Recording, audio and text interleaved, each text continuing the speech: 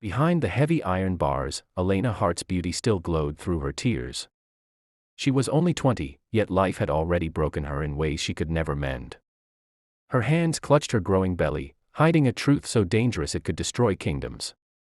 King Arthur, ruler of the land and father of 2 daughters, would soon discover that the unborn child she carried might be the only heir to his throne, and the greatest betrayal of his life. Rain poured endlessly over Blackwell Castle, the sound echoing like 1,000 whispers in the night. Thunder rolled far away, and every flash of lightning lit up the dark, cold stones of the ancient walls. Deep beneath the castle, hidden from the world, lay the dungeon, a place where light came to die. The air was damp, heavy with the smell of wet stone and rusted chains. Water dripped from the ceiling in slow, steady drops. At the very end of the dungeon, in a small cell sealed by thick iron bolts, a single torch flickered weakly on the wall. Its trembling flame painted long shadows across the floor, making the place look alive with moving darkness. On the ground, leaning weakly against the wall, sat a young woman. Her name was Elena Hart. She was only 20, yet her eyes looked as if they had seen a lifetime of pain. Her long dark hair hung loose around her face, tangled from neglect. Her skin was pale, her lips dry, but her beauty shone through the misery. Her hands rested over her swollen belly, so round now that there was no hiding it. She was not just pregnant, she was at the very end of her term. 9 long months. She shifted slowly, wincing as if even the smallest movement caused discomfort. Her eyes stayed low, fixed on the cold stone floor, but her thoughts were far away, somewhere in the world she could never return to. Then she heard it. Footsteps. Her heart clenched. That sound was enough to send a shiver racing down her spine. She knew the rhythm of those boots, the weight in every step. She had heard it many times before. The echo grew louder, closer. Whoever it was moving slowly, stopping at each cell, checking the prisoners one by one. Metal keys clinked. Hinges creaked.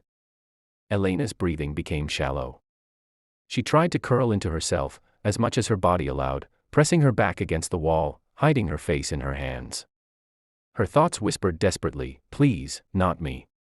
Please keep walking." The footsteps stopped outside her cell. The sound of the bolts being drawn back made her chest tighten. The door creaked open, letting in a gust of cold air from the corridor. Elena didn't look up. She stayed frozen, hiding behind her hands. Then, a voice. Not the deep voice she had feared. A woman's voice. Sharp, shocked. "Oh my God, this girl, she's pregnant." Elena's hands slowly lowered. She blinked, adjusting to the light from the corridor, and then she saw her. Standing in the doorway was Queen Isabella Blackwell. Her gown was deep red, shimmering even in the torchlight. A silver crown rested in her golden brown hair. Her beauty was as cold as the rain outside, but her eyes were wide with disbelief. Behind her stood 2 guards, armored and tall, their hands on the hilts of their swords. The queen took a small step forward, still staring at Elena. Then her gaze flicked to the guard beside her. Was she brought here like this? The guard dropped his head, silent. The queen's voice grew harder. "Answer me." The guard cleared his throat nervously. "No, Your Majesty, she has been here for over a year and a half. But as you can see, her child is due any day now." For a moment, the queen said nothing. The sound of rain filled the silence. Her eyes moved over Elena again, from her tangled hair, to her bare feet, to the way her arms protectively circled her belly. Something in the queen's face changed. The sharpness softened, replaced by something almost like sorrow. She stepped into the cell. The click of her heels against the stone seemed loud in the quiet space. Elena's eyes followed her warily, fear and confusion swirling inside her. The queen stopped just in front of her. For a moment, they just stared at each other. Elena's lips trembled, her breath uneven. Tears threatened to spill, but she held them back. The queen's voice was gentler now. "Stand her up." One guard stepped inside and reached for Elena's arm. She flinched at his touch, but he was firm, pulling her to her feet. She wobbled slightly, unused to standing for so long. Her swollen belly made her slow, heavy. The queen looked her over again, this time from closer. Elena could see the faint lines of worry on her otherwise flawless face. Did no one, the queen began, then stopped, pressing her lips together as if swallowing the rest of her thought. Her voice turned firm again. Bring her to the palace. Now. Immediately. The guards exchanged quick glances, then obeyed. One supported Elena's arm as they guided her toward the door. Queen Isabella turned and walked ahead of them, her gown flowing like a trail of blood-red silk. But Elena's heart wasn't lifting with hope. Her chest was tight, her stomach knotted with dread. She glanced back once at the cell she had called her prison for so long. For a moment, she almost wished she could go back inside. Because whatever was waiting for her in the palace felt far more dangerous than the darkness she was leaving behind. Her steps were slow, her breathing uneven. Each movement sent a wave of fear through her, and though the guards held her steady, she felt as if the ground beneath her was unsteady. The queen's voice echoed faintly ahead of her, speaking to the guards in low, urgent tones she could not hear. And in her heart, Elena knew one thing. Her life had just changed again, and not for the better. Queen Isabella walked quickly through the long marble corridor of the palace. Her heels clicked sharply on the floor, her gown flowing behind her like a trail of red fire. Her hands were restless at her sides. Her heart was racing. By the time she reached the grand hall, she was already pacing. The golden chandeliers glowed warmly above her, but she felt none of their comfort. She kept glancing toward the tall doors, waiting. They opened at last. King Arthur Blackwell entered, his presence commanding without effort. His broad shoulders filled the doorway, his dark hair perfectly kept, his sharp jaw framed by the dim light of the hall. His eyes, deep and unreadable, carried the weight of a man who ruled with silence more than words. With him came two little girls. One, 5 years old, with her father's piercing eyes. The other, just 3, clutching his hand shyly. Queen Isabella's face softened. She bent down, kissing each of her daughters tenderly, her hands cupping their small faces. A rare, fragile smile touched her lips. King Arthur watched her quietly. For a moment, his expression eased, but only for a moment. The seriousness returned, etched deep into his face. Isabella straightened and turned toward him, ready to speak. Her lips parted, but before she could say a word, the heavy doors opened again. 2 guards entered, and between them, Elena Hart. Her steps were slow, her swollen belly clear under the thin, worn fabric of her dress. The torchlight from the corridor followed her in, framing her face in soft, trembling shadows. Arthur's eyes locked on her instantly. His expression didn't change. No shock, no outward sign of recognition. But his gaze didn't leave her. It was deep, steady, and unreadable. Yet something flickered there. Elena looked up, her breath caught. She froze. For a heartbeat, the room seemed to hold still. Her fear was visible, but so was something else, a shadow of memory, of something unspoken. Her lips trembled. His eyes, dark and calm, seemed to pull her in. There was a secret between them, one neither spoke, one neither dared to reveal. The moment broke when Queen Isabella stepped forward, her voice trembling with both pity and outrage. She circled Elena slowly, her eyes full of sympathy. God knows what cruelty she has suffered in that dungeon, the queen said, her tone sharp now. She is with child. Yet, when she was imprisoned, she was not even in this condition. Tell me, why was such a young and beautiful girl thrown into that place to begin with? Arthur didn't answer.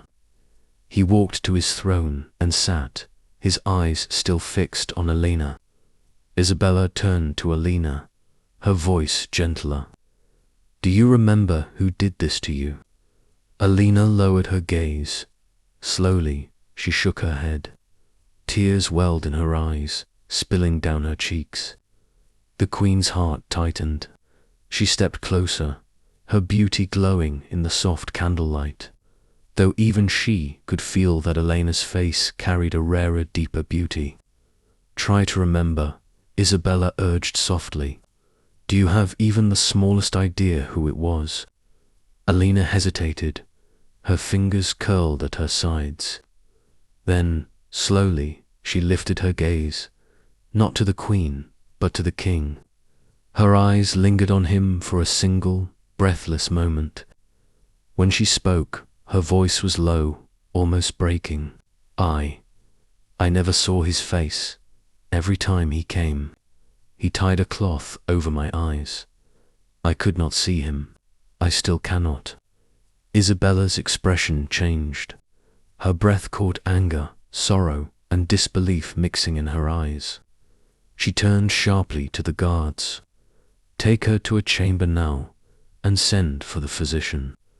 Elena was led out of the hall, her steps slow, her hands resting protectively over her belly. Arthur watched her go without moving, his eyes following her until she disappeared. Moments later, an older man in long robes arrived, the palace physician. His beard was white, his hands steady as he examined the girl in her new chamber. After a short time, he came to the queen. "Your Majesty," he said gravely, "the child could come at any moment. She must be cared for immediately." Isabella nodded, though worry clouded her face. Without another word, she dismissed him and turned away, her steps heavy as she left for her own chambers. But in her mind, the image of Elena's eyes and the way they had met the king's refused to fade. Elena lay on the grand bed, her head resting against the soft cushions. The silk gown they had given her shimmered in the warm candlelight. It was far more beautiful than anything she had worn in years, but her eyes were wet. Her lips trembled. She placed both hands on her belly. The gentle rise and fall was not just her breathing. It was life, her child. She stared at it, and the memories came. The sound of heavy chains, the cold smell of damp stone, the darkness of the prison. She had been there for weeks, for months, and she had done nothing wrong. It had started with her cousin, her father's brother's son. He wanted to marry her. She had refused. She could never love a man who only saw her as a possession. In his rage, he had threatened her. She thought it was only words, until the night he threw himself into the village well. The shock tore through the town like fire. And then, the blame. She drove him to it. She refused him and shamed him. They didn't ask for her side of the story. They didn't want it. She was dragged to the dungeons, her wrists bound, her cries ignored. Days turned into weeks, weeks into months. And then, one day, the king came. Arthur Blackwell, tall, broad, every step filled with quiet power. His eyes were hard, his face unreadable. He was walking past the rows of cells, looking into each one without stopping, until he saw her. She was leaning against the wall, her dark hair falling over her face. Her beauty was impossible to hide, even in the rags she wore. Her eyes lifted, meeting his for the first time. Something shifted in his gaze. The door to her cell swung open. She froze, then ran. She darted past him, her hand snatching the sword from his side. The guards shouted. She turned, swinging wildly, fighting for her freedom. She was fast, faster than they expected, but not enough. 2 soldiers caught her arms. The sword clanged to the ground. Arthur stepped closer. She expected anger, death. His eyes were steady, but there was something else in them, something she couldn't name. He dismissed the guards with a wave. The cell door closed again. Only the 2 of them remained inside. She pressed herself against the wall, breathing hard. Arthur moved closer. He didn't speak. His gaze traveled over her face, her lips, her trembling hands. The scent of her, even in the cold stone air, was sweet. It pulled at him. And then he was close enough to touch. She stiffened. Fear ran through her veins. But the king's hand came up, brushing the hair from her face. His eyes held hers, searching for something, or maybe taking something. Her mind screamed to push him away. Her heart didn't know what to do. He didn't ask. He didn't explain. That night, in that cold cell, he took her into his arms. It was not the gentle love of a man and wife. It was the hunger of a man who wanted to claim something for himself, to keep it. When it was over, she sat against the wall, shaking. She had been untouched before. Now, she wasn't. He said nothing. He simply left. 2 days later, he returned. Alone this time. Her heart pounded as the door opened. He stepped in, his eyes softer now. "I want to leave," she told him quickly, before he could say a word. He shook his head. "My heart doesn't want to let you go." She glared at him. "I don't belong to you." A faint smile touched his lips. "I've marked you as mine. And when I take something as mine, I don't give it back." From then on, he came every night. Sometimes they spoke, sometimes they didn't. But he always touched her, kissed her, held her. She never accepted it as love. To her, it was still a cage. A golden one, maybe, but a cage. And then, one morning, the sickness started. The nausea, the dizziness. The truth hit her like a stone. She was carrying his child. She didn't tell him. She didn't dare. By then, the king's visits had become fewer. His mind was heavy with other troubles. His queen was ill. The doctors had told him she could never bear another child. He already had 2 daughters, but no son. She avoided him when she could, hiding the changes in her body, hiding the truth from everyone. And now, Elena blinked, pulling herself out of the memory. She was lying in the vast golden bed of a royal chamber. The silk dress clung softly to her curves. Her hair had been brushed until it shone. But her heart was heavy. She stroked her belly gently. The baby moved under her touch, and a tear rolled down her cheek. The sound of a latch turning snapped her out of her thoughts.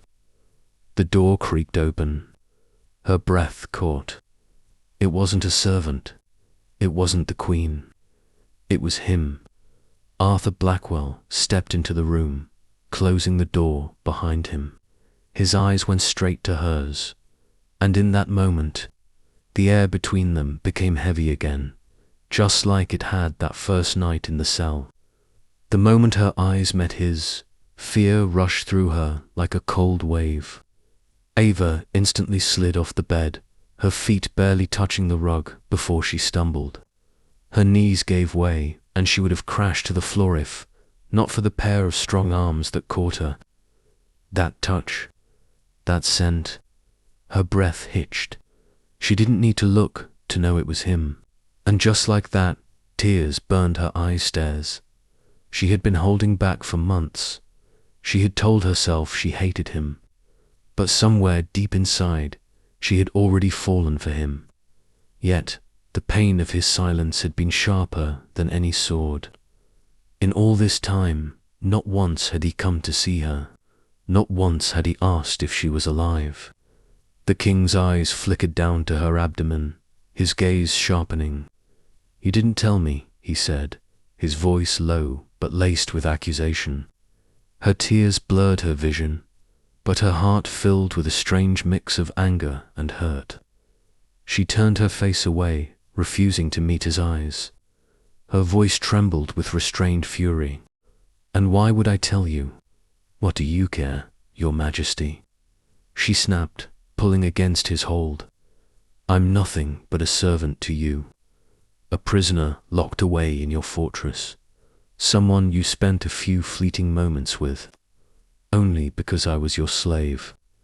And now you want to know how I am."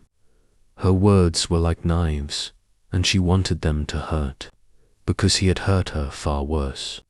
He didn't answer at once. Instead, he just looked at her looked at her, his dark eyes searching her face, as though trying to memorize every detail. Slowly, he eased her back toward the bed and lowered her onto the edge. She sat there stiffly, her fingers curling into the blanket, trying to hold herself together. The tears spilled anyway, streaking down her cheeks. She brushed them away with the back of her hand, hating how vulnerable she felt. The king drew a deep breath, his jaw tightening as if holding back 1,000 unsaid things. "It's mine," he said finally, his voice breaking ever so slightly. His gaze lingered on her stomach. "I know it." She froze. "I didn't need anyone to tell me," he continued softly. "I knew. The moment I saw you." Ava's throat tightened, but she stayed silent. He stepped closer, his shadow falling over her. "You think I don't care, Ava. But you're wrong." His voice grew rough, the cracks in his armor finally showing. "Do you know what it means to be a king? Everyone thinks we're powerful, untouchable. But the truth is," he paused, his eyes locking on hers, "we are bound. Bound by crowns, by politics, by alliances. I am chained to a queen I cannot love, a queen whose family holds the power to take my throne if I ever betray her, if I ever let them see what you truly mean to me." Her heart pounded in her chest. "I wanted to come to you," he admitted, his voice low. "Every day I wanted to. But if I had, you would not be here now. You would be buried in an unmarked grave, and he exhaled shakily, I would be nothing. I could not protect you if they knew." Ava blinked through her tears, searching his face for any hint of a lie. But all she saw was a man stripped bare, no crown, no kingdom, just him. For a moment, she almost let herself believe him, almost. But the ache in her chest reminded her that belief wouldn't change her place in this world. She was still nothing, still powerless. The king reached for her, his hand trembling slightly as he cupped her face. His thumb brushed away a tear that hadn't yet fallen. His lips pressed against her forehead, warm and lingering, an unspoken confession, a promise he could never say aloud. Then he pulled back, his expression hardening, as though slipping the mask of the king back into place. Without another word, he turned and walked to the door. The sound of it closing echoed in the silent room. Elena sat there, staring at the empty doorway, her vision swimming. Her hand drifted to her stomach. He might have claimed the child, might have spoken of chains and politics. But at the end of the day, she was still here, alone. The tears came again, hot and unstoppable. And in the quiet, she whispered to herself, "I'm still nothing, even to him." Elena sat silently on the edge of her bed. Her hands rested on her lap. Her back was straight, but her eyes looked tired. She could feel a faint ache in her lower abdomen. It was dull at first. It came and went. Her lips pressed together. She took a deep breath. The room was quiet. Only the faint rustle of the curtains moved the still air. Then the door opened. The queen walked in. Her steps were slow, her gown brushing against the marble floor. She did not speak. She simply came and sat down beside Elena. For a moment, neither woman said a word. But Elena could feel the queen's eyes on her. It was not just a glance. It was a searching look, scanning her from head to toe. as if trying to read her, to guess something unspoken.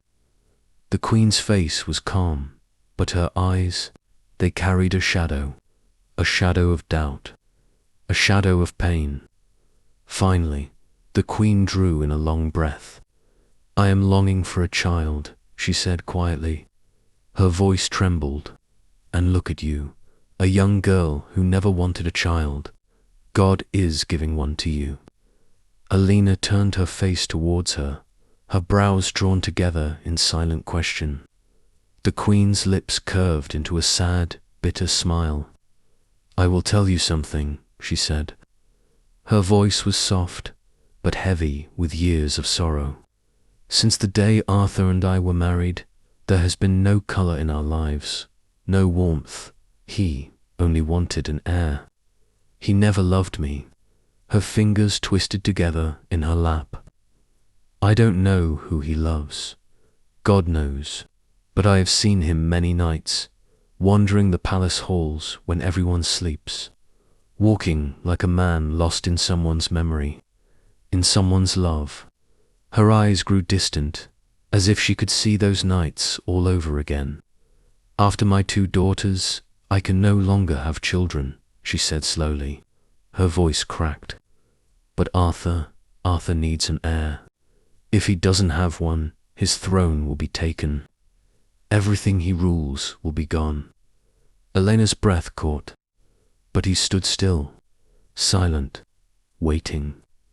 Inside, the queen had stepped back, letting the midwives work.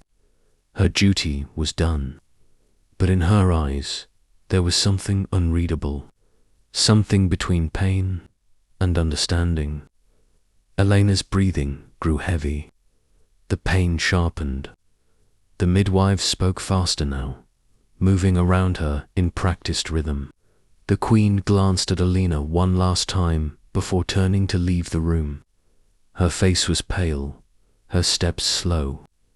In the hallway, she passed Arthur. She did not meet his eyes. He watched her go, then looked again at the door.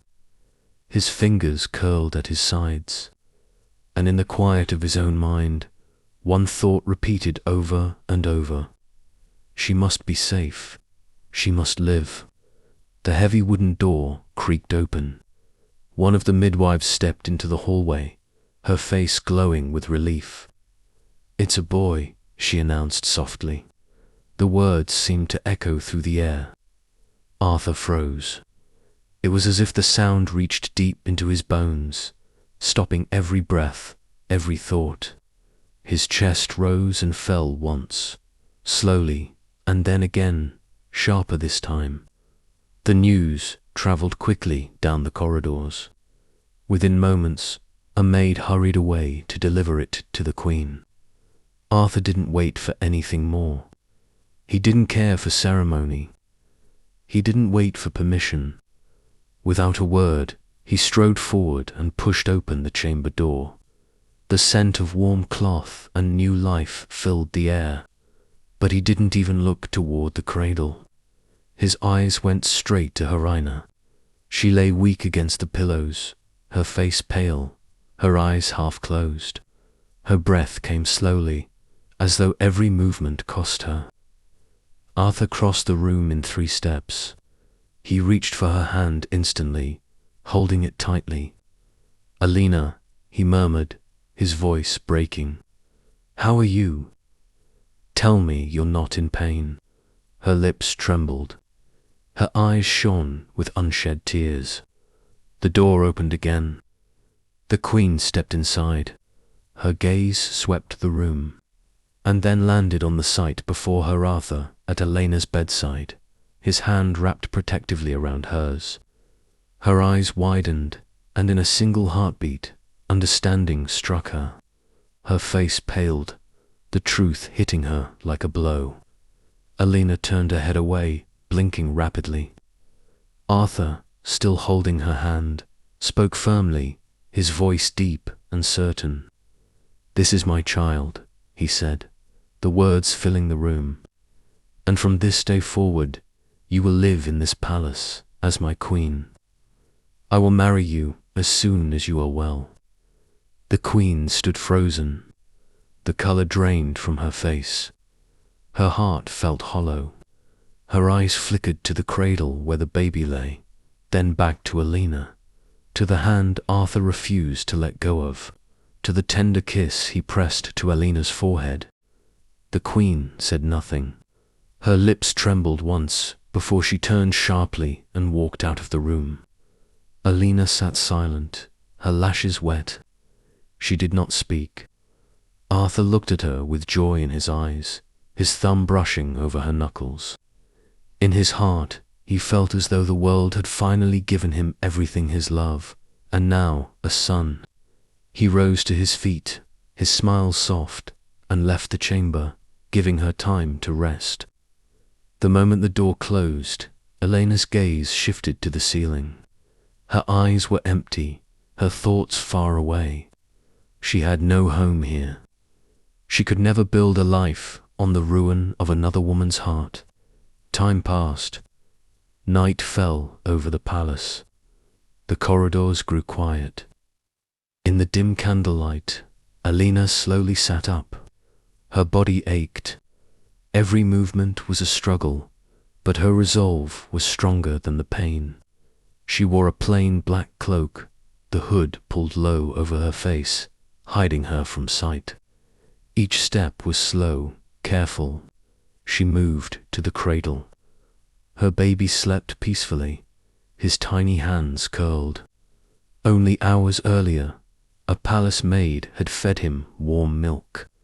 Elena bent forward and pressed a gentle kiss to his forehead. Her tears slipped silently onto his soft skin. She straightened, her chest aching as though her heart itself was breaking. She turned toward the door, her steps soundless. At the doorway, she stopped and looked back once. Her gaze fell on the palace walls, the place that had given her love wrapped in pain. Her lips moved in a whisper. "This is my gift to you, Arthur, my son. The palace needs an heir, not another woman to wound a queen's heart. I cannot take part in love that destroys someone else." Her tears blurred her vision, but she didn't turn back again. Arthur's face flashed in her mind, his smile, his touch, the way he had looked at her earlier. The pain tore through her, but she swallowed it down.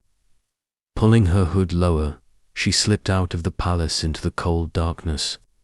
The night swallowed her, hiding her away from the place she could no longer call home. Morning came. Arthur returned to the chamber, the queen beside him. He expected to see Elena holding the baby. Instead, the cradle was there, but empty of its mother. Arthur stopped in the doorway. The truth hit him instantly. "She's gone," the queen said softly. Her hands cradled the baby as she stepped toward him. Her voice was calm, almost relieved. "I'm sorry, Arthur," Elena left. Arthur forced a smile, though his eyes betrayed him. "I could not give her what she deserved," he said quietly. "I wronged her. Perhaps that is why God took her from me." The queen looked down at the boy in her arms. Arthur looked at him too, his chest tight. A family stood there, now king, queen, a newborn heir. But far away, in some unknown place, Elena walked alone into the new life she had chosen.